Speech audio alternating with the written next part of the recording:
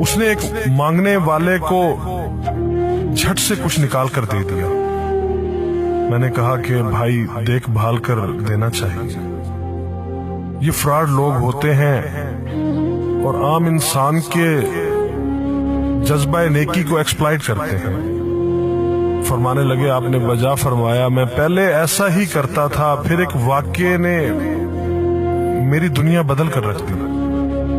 میں دھرم پورہ لاہور میں اپنے گھر سے سائیکل پر نکلا تھا کہ ٹھیکیدار سے اپنے بقایا جات وصول کر لوں۔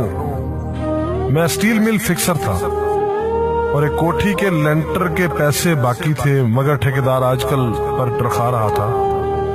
میں سائیکل پر جا رہا تھا کہ ایک شخص اپنا بچہ فٹ پاتھ کے کنارے لٹائے ہسپتال پہنچانے کے لیے ٹیکسی کا کرایہ مانگتا پھر رہا تھا۔ وہ کبھی کسی پیدل کا بازو پکڑ کر ہاتھ جوڑ دیتا، میرا بچہ بچا لیں، مجھے ٹیکسی کا کرایہ دے دیں۔ تو کبھی موٹر سائیکل والے کو ہاتھ دے کر روکتا، کبھی کسی کار والے کے پیچھے بھاگتا کہ وہ کار میں اس کے بچے کو ہسپتال پہنچا دے۔ کوئی رکتا تو کوئی نہ رکتا، جو رکتا وہ بھی اسے گھور کر دیکھتا اور آپ والی سوچ کر اسے ڈانٹتا، کام کر کے کھانے کی نصیحت کرتا اور آگے نکل جاتا۔ میں جو سائیکل سائیڈ پر روک کے ایک پاؤں زمین پر ٹیکے اس کا تماشا دیکھ رہا تھا، اچانک اس کی نظر مجھ پر بھی پڑی۔ اس نے میری سائیکل کا ہینڈل پکڑ لیا۔ بھائی جان خدا کے لیے میرے بچے کی زندگی بچا لیں، اس کو سخت بخار ہے، آپ نیچے اتر کر اس کو دیکھ تو لیں، آپ کو یقین آ جائے گا۔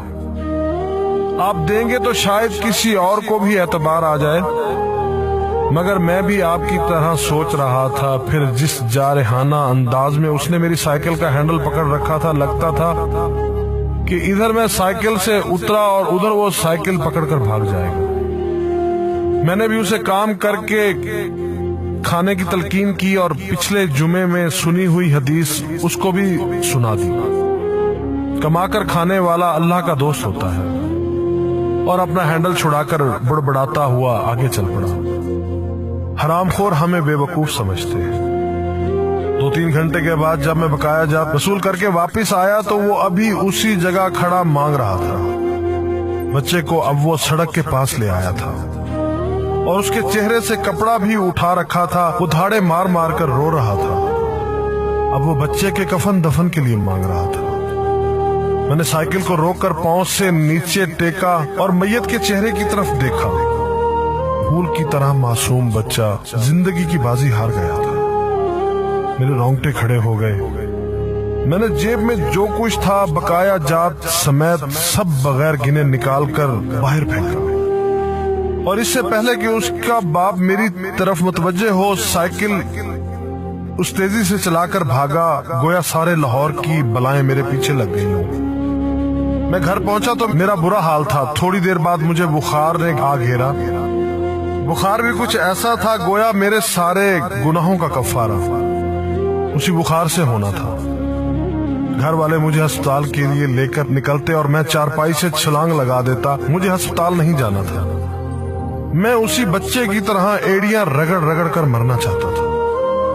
2-3 دن کے بعد بخار کو تو آرام آ گیا، مگر میں ذہنی مریض بن گیا۔ مجھے لگتا گویا میرا اپنا اکلوتا بیٹا جو 3ری کلاس میں پڑھتا تھا وہ اس بچے کے کفارے میں مر جائے گا۔ میں نے بچے کا اسکول جانا بند کر دیا۔ بیوی کے بار بار اصرار کے باوجود میں بچے کو اسکول تو کیا دروازہ کھولنے بھی نہیں جانے دیتا تھا۔ 40 دن گزر گئے تھے اور بچے کا نام اسکول سے کٹ گیا تھا۔ وائف نے اپنے بھائی سے بات کی جو دبئی کی کمپنی میں کیشیئر تھا۔ اس نے مجھے باہر بلانے کے لیے پاسپورٹ بنانے کو کہا، مگر ایک تو میں شناختی کارڈ بھی پیسوں کے ساتھ نکال کر بچے کی میت پر پھینک آیا تھا، دوسرا میں خود بھی بچے کو اکیلا چھوڑ کر باہر نہیں جانا چاہتا تھا۔ وہ 40 دن قیامت کے 40 دن تھے۔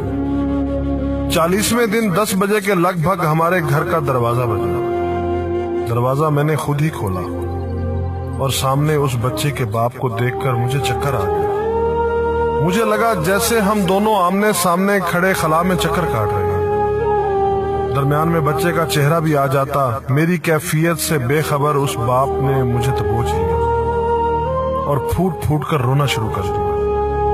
وہ کچھ کہنے کی بجائے میری ٹھوڑی کو ہاتھ لگاتا اور اسے چوم لیتا، جبکہ میں پتھر کا بت بنے اس کی گرفت میں تھا کہ اچانک مجھے جھٹکا لگا اور میری چیخ کچھ اس طرح نکلی جیسے کسی کو پانی پیتے وقت اچھو لگ جاتا ہے اور پانی اس کے منہ اور ناک سے بہہ نکلتا ہے۔ میں اس بچے کے باپ کو سختی کے ساتھ سینے سے لگائے یوں رو رہا تھا گویا اس کا نہیں بلکہ میرا بچہ مر گیا ہے۔ ہمارے رونے سے گھبرا کر پورا محلہ اکٹھا ہو گیا تھا۔ آہستہ آہستہ 40 دنوں کا غبار نکلا۔ اس کو میں گھر میں لے کر آیا۔ محلے والے بھی آ گئے تھے جنہوں نے اس آدمی سے بہت افسوس کیا۔ کچھ دیر بعد اس نے اپنی جیب سے میرا شناختی کارڈ نکالا اور مجھے واپس کیا، پھر جیب میں ہاتھ ڈال کر کچھ پیسے نکالے اور میرا شکریہ ادا کر کے کہنے لگا کہ آپ کے پیسے بڑے برکت والے تھے۔ شاید آپ کے خلوص کی برکت تھی کہ میرے بہت سارے کام ہو گئے۔ سارے اخراجات کے بعد کچھ پیسے بچ گئے تھے، ان میں کچھ پیسے میں نے ادھار لے کر ڈالے ہیں، یہ آپ قبول کر لیجئے، باقی میں بہت جلد آپ کو واپس کر دوں گا۔ میں نے پیسے واپس لینے سے سختی کے ساتھ انکار کر دیا اور منت سماجت کر کے اسے پیسے رکھنے پر راضی کر دیا۔ اس کے بعد میں یہاں بطور اسٹیل فکسر آ گیا۔ میں جی جان سے کام کرتا تھا۔ چند ماہ میں ترقی کر کے فورمین بن گیا۔ 3 سال بعد میں نے سالے کی مدد سے اپنی کمپنی بنا لی اور اس بچے کے والد کو بھی اپنی کمپنی میں بلا لیا۔ آج وہ میری کمپنی میں فورمین ہے۔ اس بچے کے بعد اللہ نے اس سے 2 بیٹوں اور 1 بیٹی سے نوازا ہے۔ میں اسے آپ سے ملواؤں گا، مگر اسے سائیکل والا قصہ مت بیان کیجیے۔ وہ آج تک نہیں پہچانا کہ میری سائیکل روک کر اس نے مجھ سے سوال کیا تھا۔ وہ مجھے ولی اللہ سمجھتا ہے جس نے اس بچے کی لاش دیکھ کر سب کچھ نکال کر دے دیا۔